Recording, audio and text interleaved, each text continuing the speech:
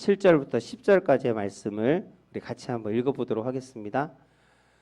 자, 시작. 우리는 그리스도 안에서 그의 은혜의 풍성함을 따라서 그의 피로 말미암아 속량 곧 죄사함을 받았느니라. 이는 그가 모든 지혜와 총명을 우리에게 넘치게 하사 그 뜻의 비밀을 우리에게 알리신 것이요 그가 기뻐하심을 따라 그리스도 안에서 때가 찬 경륜을 위하여 예정하신 것이니 하늘에 있는 것이나 땅에 있는 것이 다 그리스도 안에서 통일되게 하려 하심이라. 아멘. 오늘 이 말씀을 같이 읽은 말씀을 가지고 속량이라는 제목, 뭐 제목이라고 할 것도 없이 이 속량이라는 단어를 묵상하고 그 묵상한 것을 함께 은혜 나누려고 해요. 그래서 여러분 속량이 무슨 뜻인지 아세요? 한자예요, 그죠? 또 어려운 말이잖아요, 그죠? 그래서 속량하면 오늘 말씀에도 속량, 그의 피로 말미암아 속량, 곧 죄사함을 받았느니라 라고 나와요. 그러니까 속량이라는 것은 말씀대로 하면 곧 죄사함이라는 뜻이 되겠네요. 근데 이 속량이라는 말이 가장 지금은 잘 쓰이지 않는 말이에요, 그죠? 속량이라는 말 들어보셨어요? 평상시에? 내가 너를 속량한다 뭐 이런 얘기 못 들어보셨잖아요. 예전에 예수님께서 공생애 때 로마 시대 로마에서 많이들 썼던 실제로 썼던 그러한 말이 속량이라는 말인데 물론 우리나라 말로 속량이라고는 안 했겠죠. 이제 그 로마의 말이 뭔지는 제가 찾아보지는 못했습니다만 로마에서 흔히 쓰는 말 중에 하나예요. 모든 사람이 그 당시에 로마에서는 속량하면 그게 무슨 뜻인지 다 알 수밖에 없는 그러한 단어였어요. 그게 어떤 때 쓰이냐면 시장에 가면 많은 물건들이 있잖아요. 오늘도 제가 시장에 가서 비가 억수로 와서 손이 2개밖에 없는데 하필 물건을 3개를 사갖고 2개 들면 하나 떨어지고 어쨌든 시장 가서 장을 보고 왔는데 물건들이 엄청나게 많아요. 엄청나게 많아. 참 별의별 물건들 한 번도 못 먹어본 것, 못 써본 것들이 많이 있는데 시장에 가면 그렇게 여러 가지 물건들이 있어요. 요즘에는 경기가 안 좋다고 해서 물건들은 많은데 지갑이 납작해져 갖고 아이 쇼핑만 하고 올 때도 많이 있으시겠지만 로마 시대에는 시장에 가면 흔히 볼 수 있는 게 뭐냐면 사람들이 쭉 서 있어요.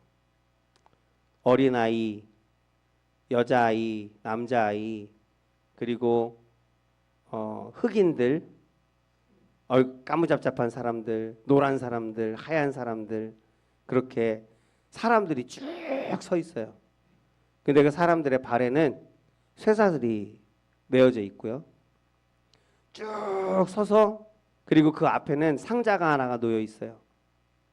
그 상자에는 이 사람은 얼마, 그 당시 돈으로 달란트로 해서 몇 달란트, 10달란트, 20달란트 이렇게 써 있는 거예요.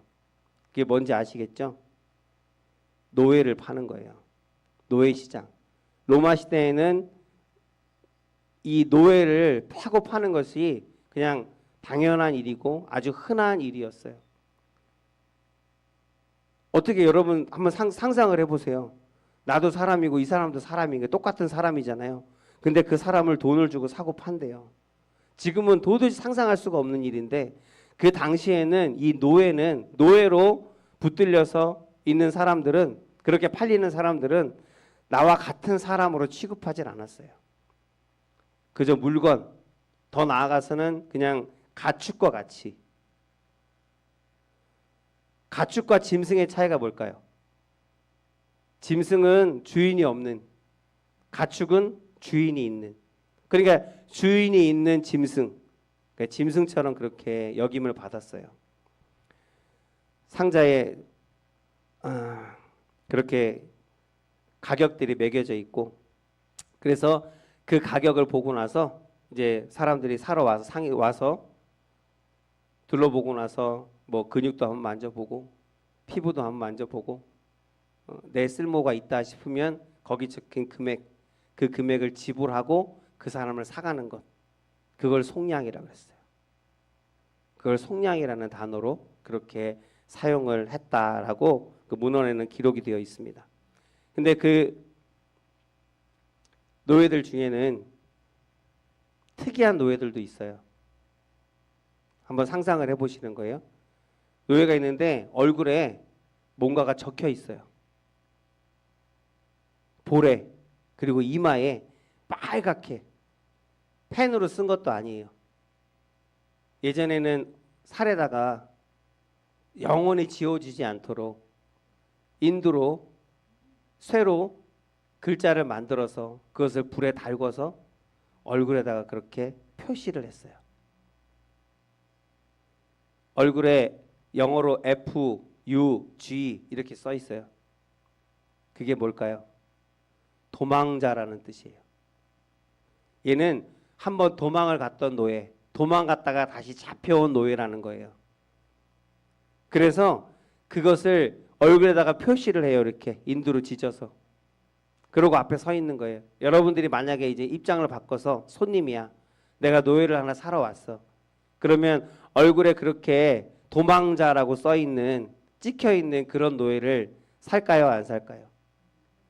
안 사겠죠. 왜? 또 도망갈 건데. 한 번 도망갔던 애는 뭔가 도망간 이유가 있으니까 또 도망갈 건데 복잡하게 그런 노예를 왜 사겠어요? 그러니까 매번 사람들 앞에 날이 밝으면 맨날 그 시장 바닥에 사람들 앞에 나와서 서 있는 거예요. 벌거벗겨서. 쇠사슬에 매여서. 근데 아무도 거들떠 안 봐. 아무도 거들떠 보지 않고 하루 종일 사람들 앞에서 서 있다가 때로는 손가락질하는 사람도 있고 그러다가 아무도 관심을 가져주지 않고 아무도 자기 값을 치러주지 않으면 다시 우리와 같은 짐승 우리 같은 그곳으로 다시 돌아가는 거예요. 매일매일 반복되어지는 거예요. 희망이 없어요. 내일도 나를 봐줄 사람은 없고 내일도 나를 사갈 사람은 없고 내일도 나한테 가까이 와서 조금이라도 눈여겨볼 만한 그러한 사람은 없을 거라는 걸 내가 너무나 잘 알아요. 그러니까 그렇게 한 달이 되고 두 달이 되고 팔려나가지 않는 그런 노예는 밥만 축내잖아요. 그러면 정말 돼지우리 같은 그런 데서 그냥 평생을 죽을 때까지 살 수밖에 없는, 아무런 소망도 가질 수 없는, 그게 그런 노예들의 삶이었거든요. 그런데 제가 왜 이 말씀을 드리냐면 그 노예가 되는 이유가 뭐냐면 아주 큰 죄를 범했거나 아니면은 갚을 수 없는 어떤 빚을 졌거나 그러면 노예가 되는 거거든요. 아니면 전쟁에서 지든지.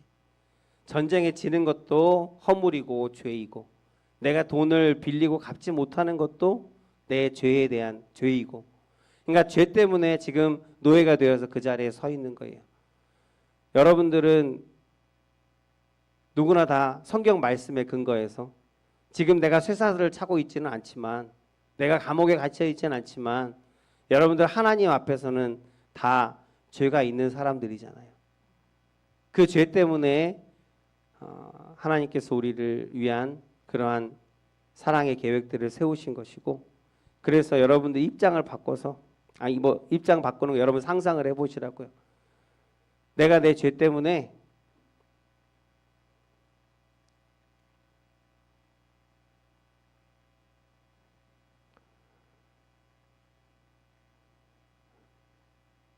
예수님께서는 하늘의 모든 부유한 것들을 누리시는 창조주 하나님이세요. 하나님은 오직 영광만을 받으셔야 돼요. 받으실 수 있는 영광만을 받으시는 그 자리에 계신 분이에요.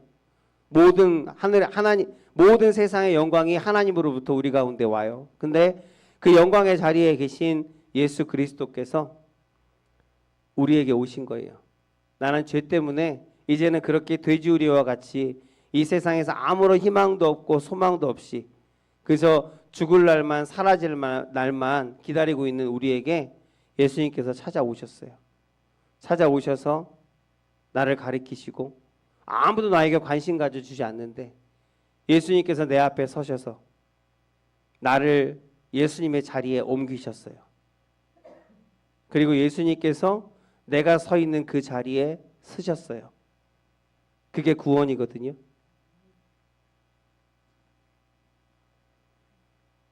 내가 서 있는 자리는 죄인이 서 있는 자리예요. 죄 때문에 죽을 수밖에 없는 자리예요. 죽음이 떨어지는 자리예요. 온갖 매질이, 온갖 벌이, 온갖 형벌이, 하나님의 진노가 죄를 향하고 있거든요. 그 하나님의 모든 그 진노를 다 당할 그 자리가 바로 내가 서 있는 자리예요. 여러분들이 서 있는 그 자리예요. 근데 그 자리에 예수님께서 쓰셨어요. 그리고 여러분들을 예수님이 서 있는 그 자리로 옮겨 놓으셨어요. 예수님이 서 있는 자리는 영광을 받으시는 자리. 내가 서 있는 그 자리에서 내 죄 때문에 떨어질 그 모든 형벌들을, 그 모든 하나님의 진노를 예수님께서 다 당하셨어요. 내 대신 다 당하셨어요.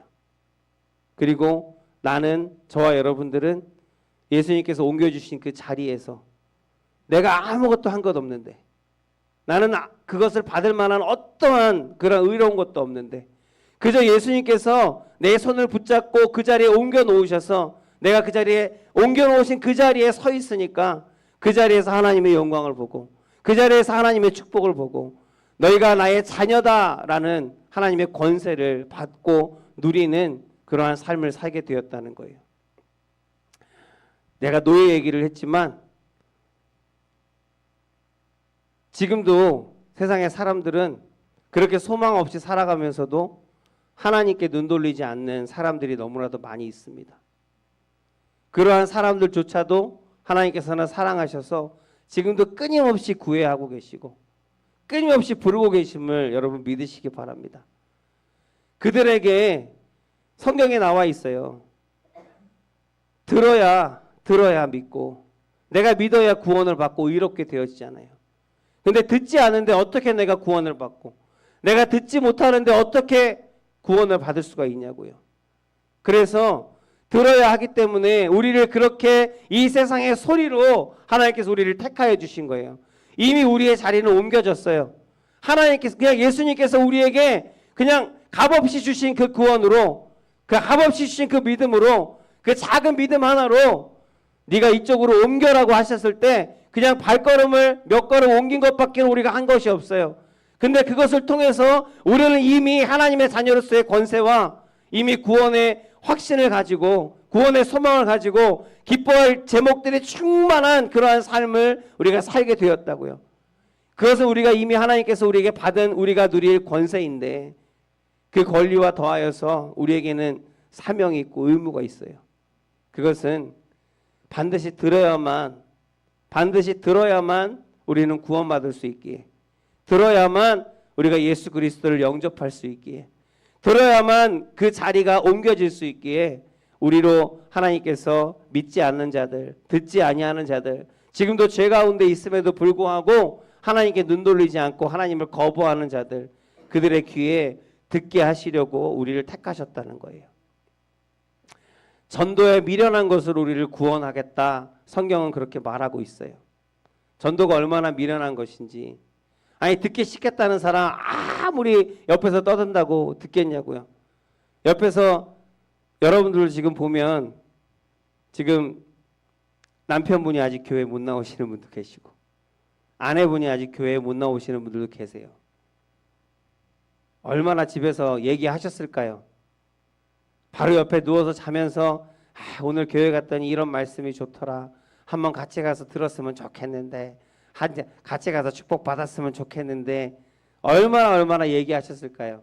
평생을 얘기했는데도, 그렇게 반복해서 얘기했는데도 사람이 한번 귀를 닫아버리면 참 한 귀로 듣다 한 귀로 흘려버린다고 하잖아요. 그런 것처럼 정말 우리가 보기에는 이게 되겠어? 라고 하는데, 저와 여러분들이 구원받은 그 방법이 뭔가 한번 돌아보세요.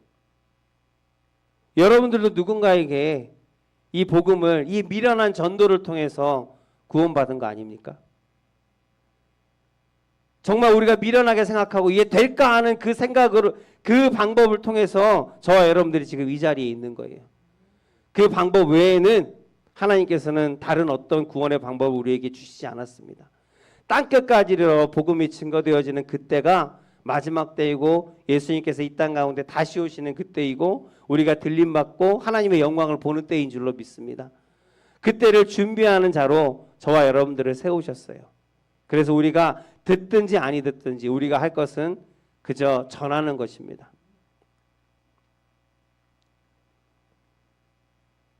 뭐 노예 얘기를 했지만 제가 그냥 오늘 책을 보다가 묵상하면서 참 이게 내 모습인 것 같다라는 생각이 들어서 잠깐 했는데 여러분들의 생각은 어떤지 모르겠어요. 그래서 정말 노예와 같이 죄의 노예로 붙들려서 정말 소망 없이 희망 없이 그저 그냥 어떻게든 되겠지, 어떻게든 살겠지, 그저 사는 거지, 이렇게 사는 게 인생이지. 여러분 그렇게들 한 번씩 푸념하셨는지 모르겠어요. 그렇게 살아가는 우리 인생 가운데 하나님께서 빛으로 오셨습니다. 예수 그리스도의 그 사랑으로 오셨어요. 그 사랑으로 정말 사람으로서는 상상조차 못하는 그런 말도 안 되는 방법으로 우리를 구원하셨어요. 우리를 값을 주고 사셨는데 그 값이 뭐냐면 우리의 값은 우리 앞에 놓인 상자에 적혀 있어요. 100만 원, 1000만 원, 그래요. 뭐 여러분들 비싸게 해서 여러분들 하나의 값이 100억, 1000억이라 그래요. 그렇게 써 있어요. 그 값만 주면 살 수 있는데 예수님께서 나를 손가락질 하시고 내가 너를 사겠다 하시고 그리고 지불하신 그 값은 바로 예수 그리스도 자신이었다는 거예요. 그분의 생명이었다는 거예요. 그분의 피 흘림으로 우리를 사셨다는 거예요. 도저히 이해할 수 없는 그런 방법으로 우리를 구원하셨어요.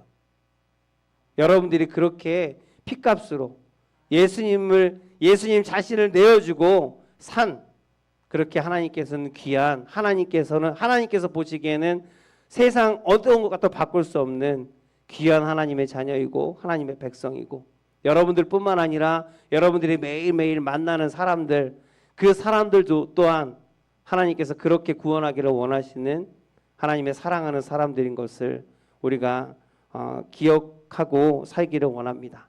그래서 어리숙하지만 모자라지만 기회가 되면 언제든지 내 옆에 누군가가 들을 수 있는 귀가 있으면 그 귀에 대고 하나님은 지금도 살아계십니다. 하나님은 당신을 사랑하십니다. 예수님께서 당신을 위해 죽으셨습니다. 그렇게 말할 수 있는 그 말을 통해서 하나님께 영광 돌릴 수 있는 저와 여러분들이 되어지기를 예수 그리스도의 이름으로 축복합니다. 믿음대로 하나님께서 역사하신다 하셨어요. 믿음은 움직이는 거라 했습니다. 그래서 믿음은 살아서 역사하는 게 믿음이라 했습니다. 어떻게 살아 역사하냐면 믿음을 가진 사람은 반드시 증거가 나타난다 했어요. 그 증거가 뭐냐면 기쁨이라 했습니다. 그리고 감사라 했어요. 그리고 또 하나 가장 확실한 증거는 내가 하나님을 자랑하고 전하는 것입니다. 여러분들이 하나님을 자랑하고 전하는 그러한 믿음으로 살아갈 때 하나님께서 그 믿음 가운데 축복하시고 하나님께서 하나님의 놀라운 능력으로 역사하셔서 하나님 오장육부 연약해진 것, 망가진 것, 상한 것 다 고치시는 역사가 바로 그 믿음을 통해서 일어나게 되어지는 줄 믿습니다. 그저 하나님 앞에 하나님 고쳐달라고 치료해달라고 이것 달라고 저것 달라고 구하는 것이 아니라 내가 믿음을 가지고 내 믿음대로 하나님 앞에 그 믿음을 보이며 살아갈 때 하나님께서 그 믿음을 사용하셔서 놀라운 기적들을 이루시는 줄로 믿습니다. 여러분 그 믿음을 가지고 믿음으로 내 믿음을 보이는 삶 그러한 삶으로 하나님 앞에 나아가는 저와 여러분들이 되어질 때 여러분 삶의 모든 문제들은 하나님께서 맡으시고 여러분의 모든 그런 질병들도 하나님께서 맡으시고 고치시고 싸매어 주실 줄로 믿습니다.